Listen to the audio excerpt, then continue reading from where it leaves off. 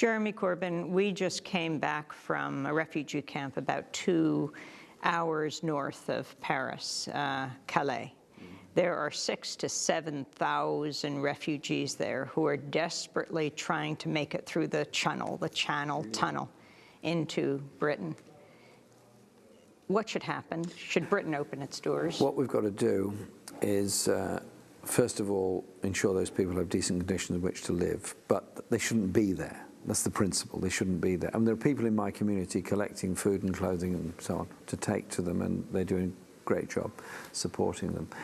They shouldn't be there. They've got to be, their position has got to be regularised. They've got to be allowed to remain in Europe. Various countries should be prepared to open the doors for them.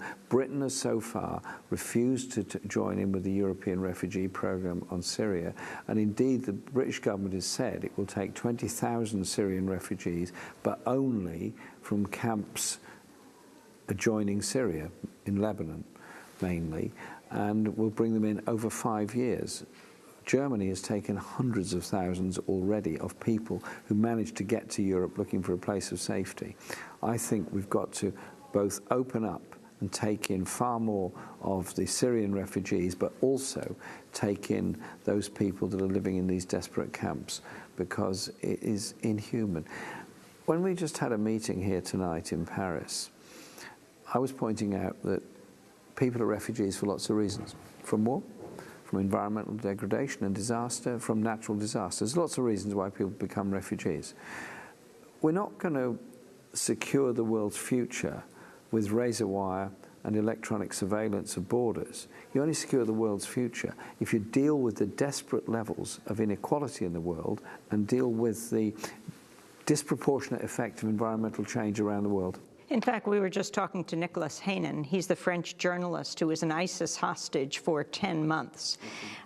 He said that the way that the Western powers are dealing with refugees is only fueling ISIS, acting as a great recruitment for ISIS by not opening their arms and letting people in so people can see what the alternative is.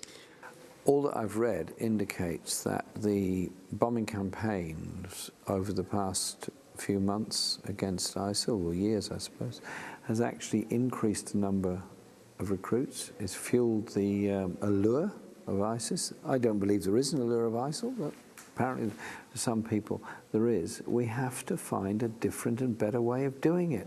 The map of the camp, it's divided into different populations from different countries. In Calais. It says in Calais, it says Afghanistan, it says Iraq, it says Syria. And thousands of people live in these wind-swept, freezing pup tents that are ripped open and the wind goes right through them. No one can get warm. This is a map of the bombing targets of the Western countries: Iraq, Afghanistan, Syria. What comes round goes round, what goes round comes round.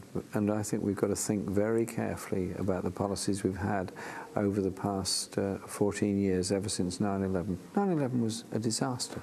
Dreadful, awful, appalling. We bombed Afghanistan. 14 years later, Britain mainly has left Afghanistan. The US is still there. Is it a country at peace? There are many people now fleeing from Afghanistan because of the continued instability there. Surely the future of this world has to be looking into the fundamental causes of these conflicts, not just dealing with the symptoms.